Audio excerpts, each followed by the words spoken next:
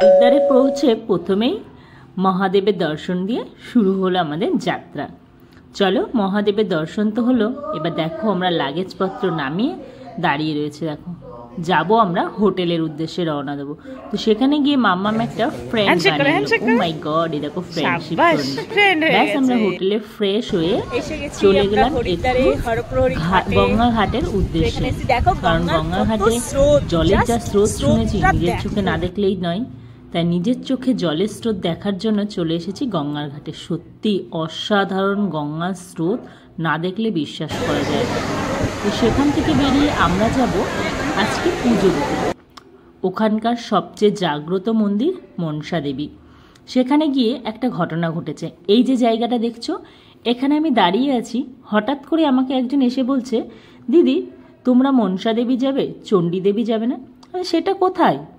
বলছে এই তো পাশেই, বেশি দূরে না, যাবে না তোমরা?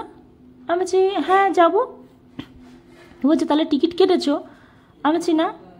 বলছে তাহলে একটা টিকিট কাটলে শুধু মনসা দেবী, চণ্ডী দেবী যাবে না? তো সেই বোনের কথা অনুযায়ী আমরা গিয়ে আবার নতুন করে টিকিট করে একবারে মনসা দেবী, চণ্ডী দেবী দর্শন করি। কিন্তু ফিরে এসে সেই বোনকে আর দেখতে পাই না। জানি না কে কীভাবে এসে সংকেত দিয়ে গেছে। অচেনা জায়গায় হঠাৎ করে আমরা যাদের সাথে গেছি তারাও বললো যে না যেতে হবে না, চণ্ডী দেবী অন্যদিন যাবে। কিন্তু জানি না হঠাৎ করে এসে আমাদেরকে বললো চণ্ডী দেবী যাওয়ার জন্য।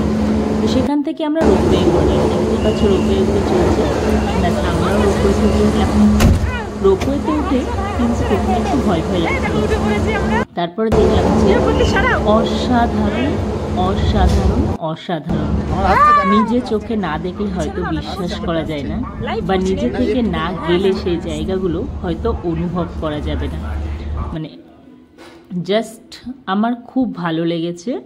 আমি যখন মাম্মামকে জিজ্ঞেস করছি, মাম্মাম কেমন লাগছে, তোমার ভয় লাগছে? একদম বিন্দাস বলছে, না মা আমার একটুও ভয় লাগছে না। তো দেখো চারিদিকে পুরো ঘন কুয়াশায় ভরে গেছে। আমরা পাহাড়ের অনেকটা ওপরে আছি, অনেকটা ওপরে। হরিদ্বার মানেই তো উত্তরাখণ্ড পৌঁছে গেছি, সেখানে তো শুধুই পাহাড়।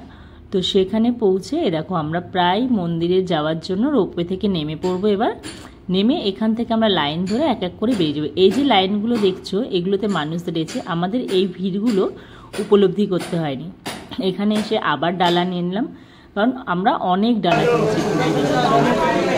সেখান থেকে আমরা প্রথমেই পুজো দিতে চলে গেলাম মায়ের কাছে।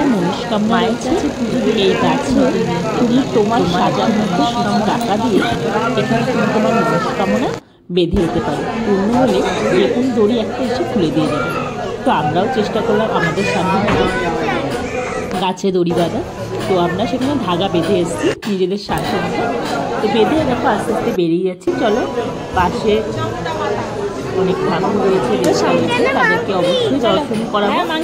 তো দর্শন করানোর জন্য আমরা এখানে বেরিয়ে গেছি। প্রচণ্ড ভিড়, মন্দিরে প্রচণ্ড থেকে প্রচণ্ড ভিড়। আর এখানে কিন্তু একটা জিনিস মানতেই হবে, বাইরে তুমি যখনই কোথাও মন্দির দর্শনে যাবে ভিড় উপভোগ করবে না, খেলা দিয়ে পুজো দেখবে না, মায়ের দর্শন সহজে দেখি আর সব কিছু হয়। ব্যাস হনুমানজির দর্শন।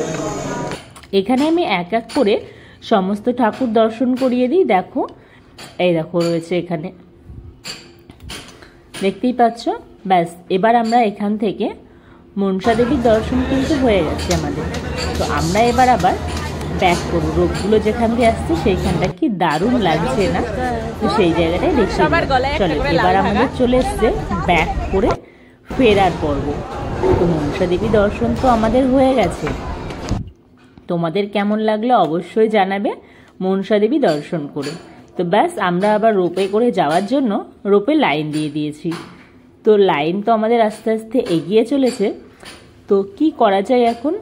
তাই জন্য পতিদেব বলছে চলো এখান থেকে যাওয়ার সময় এই যে স্নাইটা, এটা তো আমরা আর পাবো না, তো এই স্নাইটা আমরা সম্পূর্ণটা ক্যামেরা বন্দি করি। কারণ এই স্নাইটা নিজে চোখে না দেখলে হয়তো বিশ্বাস করতে পারতাম না। নিজেকে খুব খুব খুব ভালো লাগছে। আর একটা রাস্তা দেখাচ্ছি, দেখো এই রাস্তাটা দেখে আমরা বলছিলাম এই যে চলে এসেছি, এখান দিয়ে হেঁটে যাওয়া পথ। তার জন্য ভাবলাম যে না বাবা এ তো অনেকটাই, যেতে প্রায় টাইম লাগলো রোপে করে 10 মিনিট, আর আসার সময় টাইম লাগলো 6 মিনিট। কারণ যেহেতু নিচে নামছি, এত ফাস্ট নামছি, 6 মিনিটের মধ্যে আমরা নিচে চলে এসেছি। তো আমার তো মনসা দেবী দর্শন করে খুব ভালো লেগেছে। মায়ের কাছে ধাগাও বেঁধে এসেছি, নিজের মনস্কামনা পূরণ যদি অবশ্যই হয় তাহলে সেখানে আমি আবার যাব। আমি যাওয়ার আগে একজন বুড়ি ঠাকুমার সাথে গল্প করতে যাচ্ছিলাম, যিনি ওখানকার বাসিন্দা। বললাম যে মনসা দেবী যে যাবো, এখানকার জাগ্রত মানে জাগ্রত কেন, তো উনি বললো সেই কথা শুনলাম, ভালো লাগলো। আর এই যে প্রসাদ, এই সম্পূর্ণ প্রসাদ আমরা পুজো দিয়েছি ওখানে, সম্পূর্ণ প্রসাদ। আর আমার মাম্মা ওখান থেকে কিনে নিয়েছে, দেখো, আর প্রতিদেব কিনে নিয়েছে আচার। সে দেখো আচার খাচ্ছে, দেখো মাম্মা আমার মুখটা দিল, জাস্ট ভালোই খেতে। আর দেখো প্রতিদেবী খাচ্ছে, দেখো আচারটা। সেই ছোটবেলাটাকে যেন সুন্দর করে ফিরে পেয়েছে, রোপে করে আসছে। দেখতেই পাচ্ছ পেছনে সিনারিটা। এখানে এসে দুটো মালা কিনলাম দুজনের জন্য। আর প্রতিদেব দেখো ছোটবেলাটা ফিরে পেয়েছে। বলছি তুমি যাও, আমি যাচ্ছি। ব্যাস, মনসা দেবী দর্শন তো হলো।